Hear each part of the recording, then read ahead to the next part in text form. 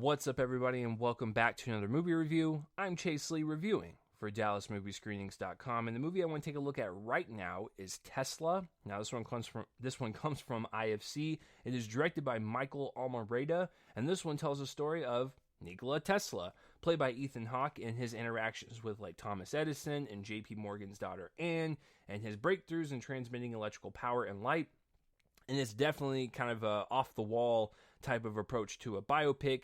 This is not a cradle-to-the-grave story. It focuses on the latter half of his life, but it's still just more about moments in Tesla's life versus this sprawling epic of his entire life. And so it's just kind of these moments that he has with interactions with people, his breakthroughs and his discoveries, and just how he viewed the world and how he wanted to do good for it, but also feel alone from it at the same time. So that's kind of the approach that this movie takes. It is definitely a weird one. It is definitely unique. It is not a traditional biopic, and that is the highest compliment I can give it before I dive into this review.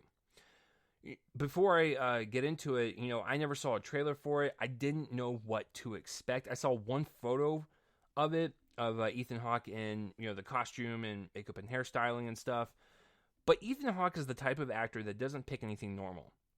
So going into this, I was like, this is going to be a weird approach to Tesla. And I'm super excited for it because if you look at the poster, and I'm looking at it right now, it is definitely unique. It is, it's going by the beat of its own drum. This movie makes its own rules type of deal. And I like that. Because that's what that's what Tesla did. He made his own rules as he went. He didn't go by the norm of what other people and other inventors did. He did his own thing. So that's what this movie's trying to do. And so I really appreciate that up front. I love the weirdness of the way Almereyda approached this movie on a visual front. So I saw it. And while I appreciate the boldness, the uniqueness, and the representation of Tesla, his headspace, his character, his personality, shown through a visual medium,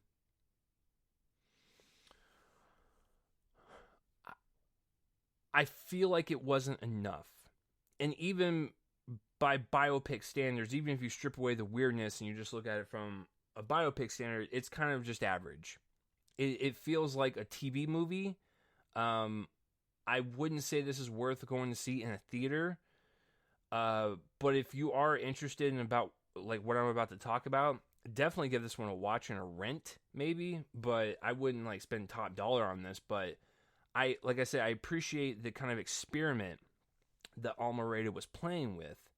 I just felt like it wasn't enough. Doesn't really explore Tesla enough as a character. Shows great moments, but I didn't feel like as a whole it worked together. Also, as weird as this movie is, and it does fit the personality of Tesla, I feel like that also didn't go 1,000%. There were some great moments in here that were super unsettling and super weird and just kind of offbeat, and I was like, this is this movie's identity, and I think it really needs to kind of hone it in and just go full on with it. But I feel like it was holding itself back a little bit. So it's kind of weird. It was still trying to play to the biopic formula, but also going by the beat of its own drum. It was conflicting with one another. But I still like the approach that Almereyda took on a visual front, because this whole movie is just a visual representation of how Tesla viewed the world and how the world viewed him.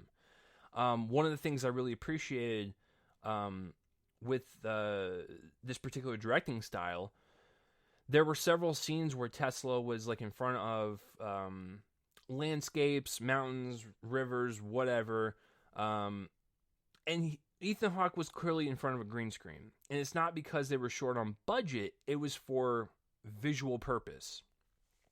So I was trying to think to myself, okay, why is it a green screen? Why did Almereyda decide to do it this way? Because it's very obvious. He's not hiding it. And I think it's because Tesla felt separated from the world. He felt alone from the world. The world never accepted him. And so he always just never felt a part of it. So being in front of a flat 2D, kind of image, it really speaks volume when he's just kind of staring out at it, and he's not in it. Like, he's not in that world. Like, he's in his own kind of headspace. He's in his own bubble. He's doing good for the world, but he was just never the type of person that felt like he was a part of the same species as us. Excuse me.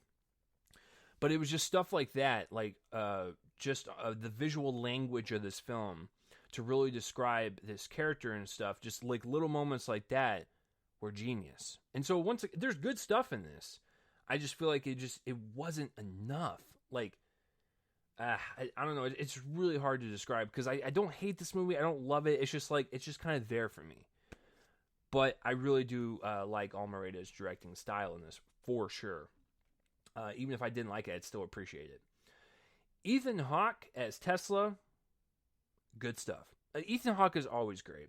But what I like about this one is it's a little bit more reserved. It's a quieter performance. Tesla was not the person to be outspoken, and he never really got ahead of the current war, like electricity race, because he didn't have the proper funding, and he didn't really accept a lot of funding. He just kind of did his own thing and like didn't want to bother anyone, and he didn't want to do all that. He just wanted to bring it to the world himself, type of deal. And so there was a lot of reservation in Hawke's performance. There was a lot of quietness, a lot of, there's a lot of confidence there, a lot of genius there. You can definitely tell that when this guy was quiet, the cogs in his head were working. And so Hawke displayed that. It was a nice performance for sure. And Ethan Hawke, no matter what movies he is in, even if I don't like the movie, he's always great. And I think it's just a testament to this guy's ability to take this material, take this character, make it his own, and deliver it as a performance that's different than, some of his others. In recent memory, he's always different, and I always like that. Everyone else in the movie is fine, I guess. Josh Hamilton pops up. Kyle MacLachlan plays Thomas Edison. He shows up for a little bit. The funniest one, I think it was Jim Gaffigan. Yeah, he popped up. That was hilarious. I was like, wow, what interesting casting. But everyone's committed. Everyone is dressed the part. Everyone acts the part in the late 1800s. The production design is well done. I have no issue with that. But since this is more about Tesla's journey and just his life, I do think since Ethan Hawke is the lead character in this and the spotlight performance, I will say that he did a pretty good job for sure. Yeah, I mentioned production design and all that stuff. It's shot, like I said, the visual language of this is weird, and I think the cinematography also reflects that. Some of the angles are canted. They're not framed in the thirds. Like some of them are have a glossy and blur on it. Like it's just very weird cinematography. But I kind of dug it. It was fascinating. It was intriguing to see scene to scene to scene to see how it was shot, edited, and acted. And I think that's also another compliment I can give Almereyda, is that no matter what happened in this movie, regardless if I feel kind of numb or kind of cold to it, I was interested in every single scene on how it was going to be delivered, because everything was just so strange about this movie that I was waiting for, a weird shot. I was waiting for a hard cut or a weird edit, and I think it fits Tesla's lifestyle. So for an hour and 42 minutes, it's not bad. I think some people might find it boring just because it is a bit of a slower movie. There's not really that many action set pieces, or in this case more dialogue heavy sequences, arguments or conversations that are deep and intriguing. It's just really great moments of this man's life that I do wish came together better as a whole. But I still enjoyed myself because I like kind of weird offbeat movies, but maybe you will too. If this sounds like it's up your alley, give it a rent, give it a watch. It comes out this Friday, August 21st. If it's not really your bag, or if it just sounds like a slow, boring mess, it's all subjective. I get that as well. So I'm going to give Tesla a C+. I'm going to give it the plus because I appreciate the ambition and Hawke's performance. But let me know down below what you thought of Tesla, whether you loved it, hated it, tell me that I'm wrong, tell me that I'm dumb. It's all good. Even if I don't reply to all the comments, I read all of them. So if you're watching this on YouTube, please subscribe to my YouTube channel so you can get up-to-dates whenever I review anything. If you're more of a podcast person and you want these in podcast form, I have a podcast feed called Reel Me In: a Movie Podcast. It's on Anchor, Castbox, Spotify, wherever you get your podcasts, it's on there. Subscribe if you want these more in audio form, if that is more of your style, and you don't want to see my ugly mug.